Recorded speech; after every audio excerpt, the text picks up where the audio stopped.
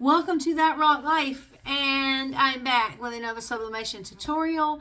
And what's exciting about this video, it is a collaboration video. A company reached out to me and wanted to send me a product, wanted me to review it, and they sent me some t-shirt transfer paper, and we're going to review this and use it today. And I'll tell you about the company. It's called Koala.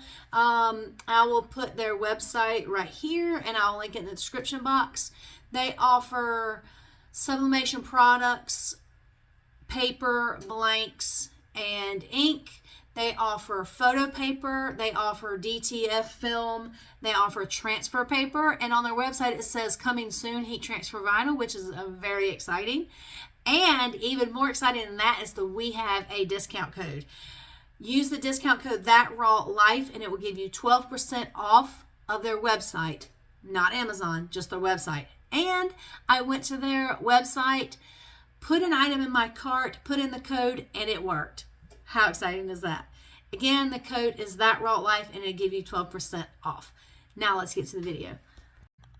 For this project, we're going to be making my baby niece's first birthday t-shirt. She's doing a little Dr. Seuss theme, and her birthday's next week, and her birthday party is next weekend, or the weekend after that.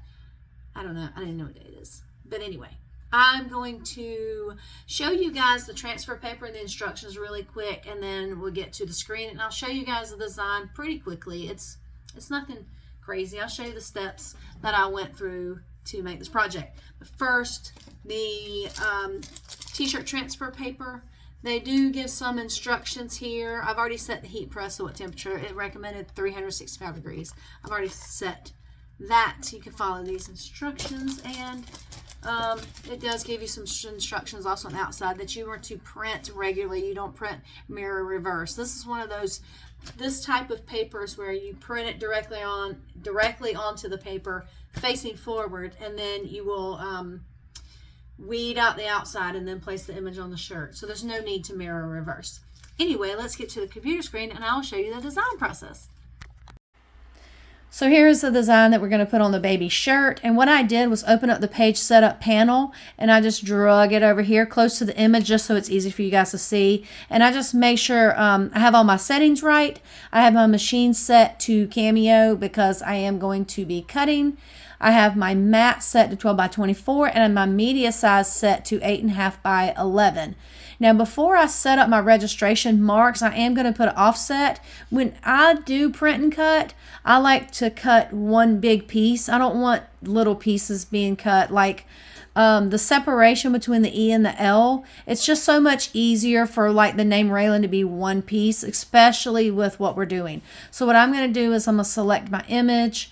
I'm going to go to the offset. I use this tab up here, and I'm going to click offset, and I'm doing a 0.08 offset and just select apply.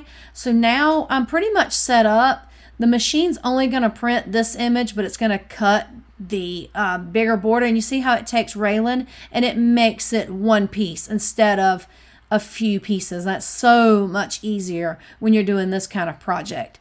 Now I just have to turn on my registration, and when you're right on your page setup panel, it's just the upper right here, and you just click on it and you just turn the registration marks on. This is what your image will look like coming out of the printer. These are the registration marks. This is what the Cameo uses to cut around your image, and now it's time to cut. This is what your screen will look like when it's time to cut. Your registration marks are turned on. You can see them right here on the screen. You want to make sure your image fits inside these squares. You have a red square right here, and you have these grid looking pieces. You don't want your image to overlap any of that. So what you will do is go over here to the button that says register. You're going to click that button, and so now you can hear my Cameo. It's reading those black lines that were printed, and so it's figuring out where to cut. Before I send this image to the cutter, I'm going to take the printed image and I'm just going to move it over to the side. And if you look at what I have left, you see these tiny little cut pieces. We don't really need those. I don't need that to cut out. Plus it's too tiny. So I'm going to release compound path And I'm just going to move those out of the way. Throw them away later. We don't really need them. And now it's really ready to cut. So I'm just going to highlight everything. I'm going to click send. And then I'm going to cut. And this is what your image will look like once it's been weeded. Shout out to Scout. Yay! And Journey and Paul. Ideally for this type of projects, you will want it to be one whole piece. This one's actually 3 pieces, but I've done shirts long enough I can place it by hand and it'll be okay. You can't really use transfer tape with this project. It's too thin. Anyway, I'm going to put it on the shirt. We're going to press it at 365 degrees for 20 to 25 seconds, and then I'll show you guys how it looks. And the shirt is complete. It looks so cute and so bright, and I've already showed it to my niece and she loves it. Just make sure you go visit koalagp.com and get your t-shirt transfer paper so you can do projects like this on 100% cotton. As always, thank you for watching. Make sure you like and subscribe, and I'll see you in the next one.